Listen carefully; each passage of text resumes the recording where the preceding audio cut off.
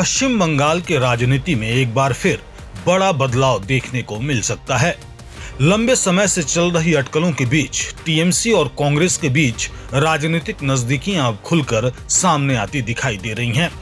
दिल्ली में हुई लगातार उच्च स्तरीय बैठकों के बाद संकेत मिल रहे हैं कि दोनों दल आगामी राजनीतिक रणनीति को लेकर एक साझा रास्ते पर आगे बढ़ने के लिए तैयार हैं।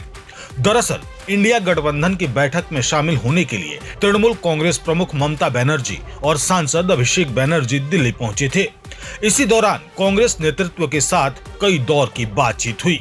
पहले ममता बनर्जी और सोनिया गांधी के बीच मुलाकात हुई, जिसने राजनीतिक गलियारों में नई चर्चाओं को जन्म दिया। इसके अगले ही दिन कांग्रेस सांसद राहुल गांधी और अभिषेक बनर्जी के बीच करीब 88 मिनट तक लंबी बैठक हुई।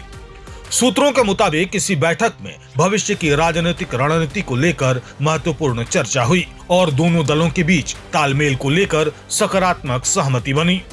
बताया जा रहा है कि तृणमूल कांग्रेस अब राष्ट्रीय स्तर पर इंडिया गठबंधन के भीतर कांग्रेस की नेतृत्वकारी भूमिका को स्वीकार करने के लिए तैयार है।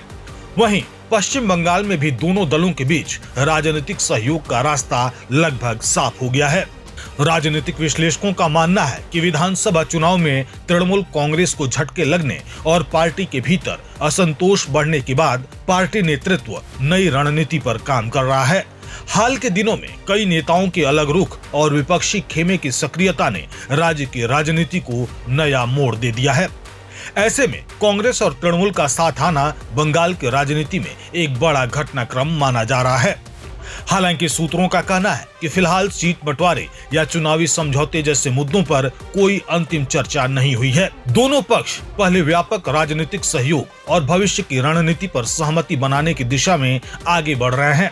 पश्चिम बंगाल में तृणमूल कांग्रेस के वोट बैंक और जमीनी ताकत को ध्यान में रखते हुए आगे की बातचीत की जाएगी।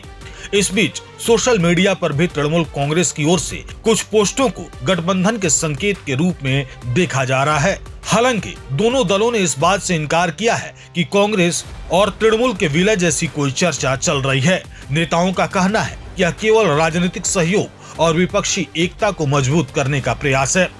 अब सबकी नजर अभिषेक बनर्जी की कोलकाता वापसी और आने वाले दिनों में दोनों दलों की आधिकारिक घोषणाओं पर टिकी है। यदि यह राजनीतिक समझौता आगे बढ़ता है तो पश्चिम बंगाल की राजनीति में एक नया समीकरण देखने को मिल सकता है।